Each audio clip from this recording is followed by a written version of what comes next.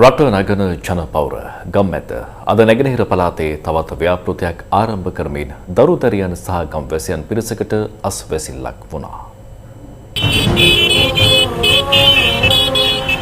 මොරවැව උතුර ගම්මානි මිනිස්සු අද මෙහෙම සතුටින් එක්රොක් වෙලා ගමන් කළේ තිබහට බොන්න වතුර ටිකක් හොයාගෙන සැතපුම් ගණන් දුර ඇවිදපු අතීතයට සමුදෙන්න බලාගෙන.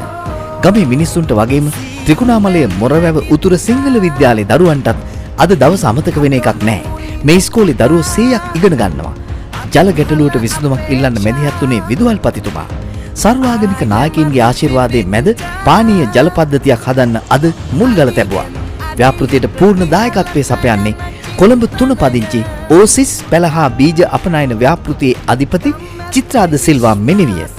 මොරවැව ප්‍රාදේශීය ලේකම් ඒ නවේක්ෂවරන් ගෝමරන් කඩවල කලාප අධ්‍යාපන අධ්‍යක්ෂ චරිත් පියලත් ව්‍යාපෘතියට අනුග්‍රහය ලබා දෙන චිත්‍රාද සිල්වා මෙනවිය සීමාවාසික පුහුණුවකට සහභාගී වෙමින් නිල වශයෙන් ගම්මැද්ද සමග අත්වැල් බැඳගෙන සිටින ඇමරිකාවේ බ්‍රවුන්ස් විශ්වවිද්‍යාලයේ ක්ලෙච් ලෝපේස් මෙනවිය මොරවැව පොලිස් ස්ථානාධිපති පොලිස් පරීක්ෂක පී.එල්. කීර්තිසිංහ ශ්‍රී ලංකා නාවික හමුදාවේ ලුතිනන්ට් කමාන්ඩර් අයි.පී. කුමාර මොරවැව උතුර සිංහල විද්‍යාලයේ විදුහල්පති රංජිත් ප්‍රේමලාල් යන මහත්ම මහත්මීන් සමග ගම්මැද්ද මහලේකම් ප්‍රසන්න අතුකෝරළ මහතා ඇතුළු පිරිස මේ අවස්ථාවට සහභාගී වුණා.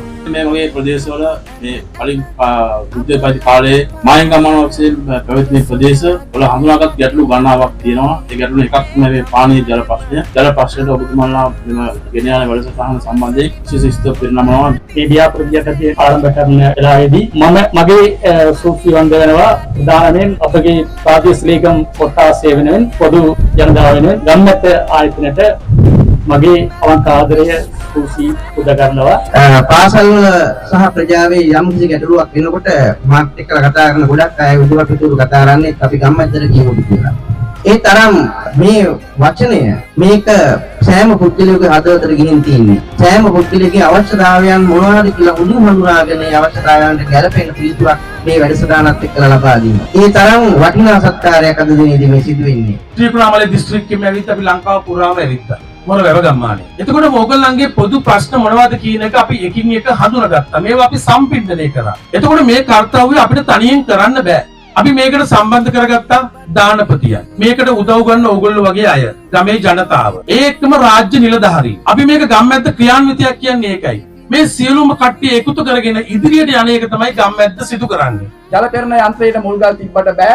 මේ ජල පෙරණ යන්ත්‍රය ස්ථාපිත වුණාට පස්සේ මේක ක්‍රියාත්මක වෙන්න ඕනේ, පවතින්න ඕනේ. ඉස්සරහට නඩත්තු කටයුතු සමග මේක දිගට කරගෙන යන්න අවශ්‍යයි. ඒ සඳහා තමයි සවිය සංවිධානය බිහි කරේ.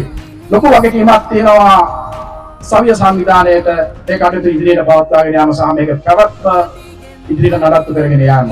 ව්‍යාපෘතියට පූර්ණ අනුග්‍රහය දැක්වූ චිත්‍රාද සිල්වා මෙනවියද මෙහිදී අදහස් පළ කළා. ඉතින් ඔබතුමීට අද මොකද හිතෙන්නේ?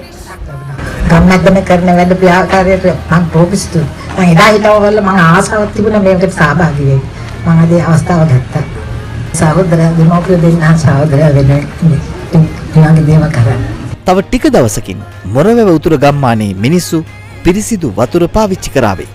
මේ දරුවන්ගෙත් මුහුණුවල හිනාවක් මතුවේවි. ඒක ගම්මැද්දට නිහතමානී ආඩම්බරයක්.